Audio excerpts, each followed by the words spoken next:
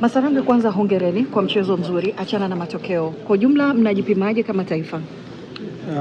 Kwa makosa yaliyotokea nahisi kila mmoja anaweza akaenda akasawazisha ile makosa. Ni makosa madogo ambayo yametokea, kwa hiyo naamini tutarekebisha kwa muda mwingine, na sisi bahati nzuri tunaandaa kwetu 2027 na sisi tunawakaribisha.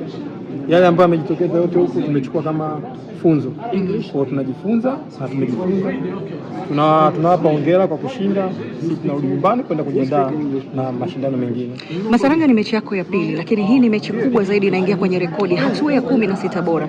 Benchi la ufundi kuamini na kuruhusu kuanza kwenye mechi hii, kwako binafsi na maana gani? Timu ya taifa ni timu ya kila mchezaji. Kila mchezaji ambaye yuko ana perform Tanzania basi anaweza akacheza timu ya taifa. Kwa mimi naamini mimi nimeonyesha mazoezini, mwalimu akaona kwamba nafaa, basi akanipa nafasi. Namshukuru Mwenyezi Mungu.